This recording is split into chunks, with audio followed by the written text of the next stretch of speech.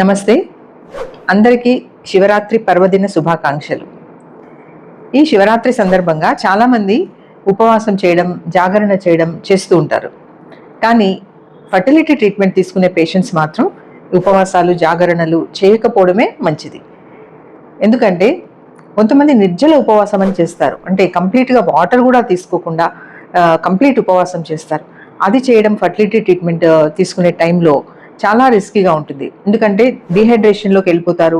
ఈ tablets, medicines అన్ని తీసుకునేది ఉంటుంది. దానివల్ల కొన్ని సైడ్ ఎఫెక్ట్స్, కొంచెం అనారోగ్యం రావడం జరుగుతుంటాయి. కానీ కొంతమంది తప్పనిసరిగా చేయాలి అని అనుకుంటూ ఉంటారు. అంటే దేవుడితో పూజిస్తే ట్రీట్మెంట్ సక్సెస్ అవుతుందనే నమ్మకంతో ఇవన్నీ పాటించాలని అనుకుంటుంటారు. సో అలా చేయాలనుకునే పేషెంట్స్ కనీసం పండ్లు, పాలు, డ్రై ఫ్రూట్స్ ఇలాంటివి మధ్య మధ్యలో తీసుకుంటూ ఉంటే 2-3 అవర్స్కి ఒకసారి కనీసం తీసుకుంటూ ఉంటే, టెంకాయ నీళ్లు కానీ, మజ్జిగ కానీ, పళ్ళ రసాలు కానీ ఇవన్నీ మధ్యలో కొంచెం తీసుకుంటూ ఉంటే ప్రాబ్లం రాకుండా, బాడీలో షుగర్ లెవెల్స్ తగ్గిపోకుండా ఉంటాయి. ఎందుకంటే మెడిసిన్, హార్మోన్ ట్రీట్మెంట్ వాడే టైంలో బాడీలో షుగర్ లెవెల్స్ అనేవి మెయింటైన్ అవుతూ ఉండాలి. అలాగే డీహైడ్రేషన్ అనేది అస్సలు ఉండకూడదు. సో డాక్టర్లు సూచించిన మెడిసిన్ టైం తప్పకుండా కంపల్సరీగా తీసుకోవాలి. పూజలో ఉన్నామని కానీ, ఉపవాసంలో ఉన్నామని కానీ మెడిసిన్ డిలే చేసినా, స్కిప్ చేసినా ట్రీట్మెంట్ అంతా వృధా అయిపోతుంటుంది. సో కంపల్సరీగా మెడిసిన్ మాత్రం టైంకి తీసుకోవాలి. ఖాళీ కడుపుతో అస్సలు మెడిసిన్ అనేది తీసుకోవద్దు.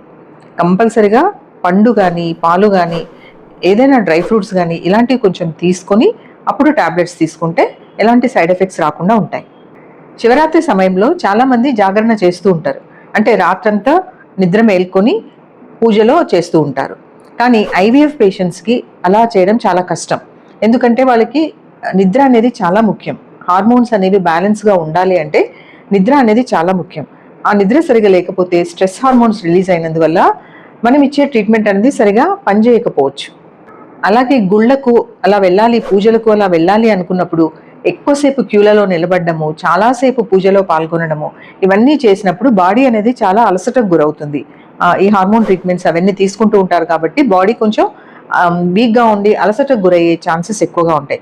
కాబట్టి ఎక్కువసేపు బయట వెళ్లకుండా ఇంట్లోనే పూజ చేసుకునేలాగా ప్రయత్నం చేయండి. హైడ్రేషన్ అనేది కూడా చాలా ఇంపార్టెంట్. కనీసం 2-3 లీటర్స్ ఆఫ్ వాటర్, లేదా coconut water, butter milk, juices ఏవైనా కానీ 3-4 లీటర్స్ ఆన్ ద హోల్ రోజుకి తీసుకుంటే చాలా మంచిది. ఎగ్ పికప్ టైంలో కానీ, ఎంబ్రియో ట్రాన్స్ఫర్ టైంలో కానీ, శివరాత్రి దగ్గరగా ఉంది అంటే ఈ ఉపవాసాలు ఇవన్నీ ఏవి పాటించకండి. ఎందుకంటే ఈ సమయంలో శరీరానికి ప్రోటీన్, మళ్ళీ ఎనర్జీ అనేది కూడా చాలా ఇంపార్టెంట్. సో ఆ టైంలో మాత్రం అస్సలు ఉపవాసం జోలికి వెళ్ళకండి. దైవభక్తితో పాటు మీ ఆరోగ్యం కూడా ముఖ్యమే కదా. అలాగే పుట్టబోయే బిడ్డ ఆరోగ్యం కూడా ముఖ్యం. కాబట్టి ఇవన్నీ మనసులో ఉంచుకొని ఉపవాసం అనేది మన శరీరం సహకరించకపోతే దానిని చేయకుండా ఉండటమే మంచిది. ఈ ఉపవాసం సమయంలో కెఫిన్కి దూరంగా ఉండడం మంచిది. కాఫీలు, టీలు అసలు తీసుకోకండి. పాలు, పండ్ల రసాలు ఇవే ప్రిఫర్ చేయండి. అలాగే పాలలో కొద్దిగా ప్రోటీన్ పౌడర్ కలుపుకొని తాగితే కూడా శక్తిగా ఉంటుంది. మీ పూజ ప్రశాంతంగా సాగాలని, మీ ఫర్టిలిటీ ట్రీట్మెంట్ మంచిగా జరగాలని కోరుకుంటున్నాను. నమస్తే.